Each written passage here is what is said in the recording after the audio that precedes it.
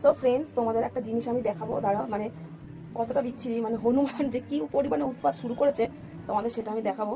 তো কালকে বিকেলবেলা আমরা দুপুরবেলা যখন শুয়ে পড়েছি, বাবা ছাদের ফুল গাছে জল টল দিতে এসেছিল, এসে খাওয়া দাওয়া করে যখন শুয়ে পড়েছি, তারপরে হঠাৎ দেখি ধূপ করে একটা জোরে আওয়াজ হলো।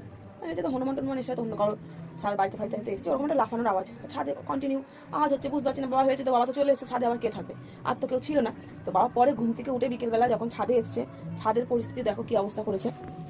এই দেখো, এই দেখো আমাদের আচারটা দেখো কি করেছে, দেখো এটা হচ্ছে আমাদের আমের তেল আচার ছিল, এটা হচ্ছে আমড়ার আচার, এটা কিছু করেনি, এটা এমনিতেই একটুখানি ছিল, এটা ধরেইনি, বাট এই দেখো এই আচারটা দেখো কি করেছে, হাত দিয়ে বার করে করে খেয়েছে, এ দেখো ছড়িয়েছে, ফেলেছে, এটা খাওয়া যাবে না, এটা ফেলে দিতে হবে, মানে জাস্ট অবস্থাটা দেখো কি করেছে। এসে হনুমানের মুখ খুলে দেখো ওদিকে ফেলে বসে বেশটি করে খেয়েছে। দেখো আমলকিও সব ছড়িয়েছিল, অর্ধেক আমলকি, যে এখানটা যে আমলকি আমরা মা অনেক কষ্ট করে সেই আমলকি কেটে কেটে বাবা বাজার থেকে এনেছিল, আমলকি কেটে কেটে রোদে দেয়, সেই আমলকি অনেক ছড়িয়েছে, অনেক ফেলেছে। এখন এই কটা বেঁচে আছে, দেখো কতগুলো ছিল এক থালা, এই কটা বেঁচে আছে, সব ছড়িয়ে ছড়িয়ে সব ফেলেছে। আর আচার তো দেখো অর্ধেক আচারের অবস্থা খারাপ, কী করেছে তাহলে ভাবো, তাহলে কীরকম পরিমাণ মানে অত্যাচার করে, মানে ফাঁকা পেলে এরা।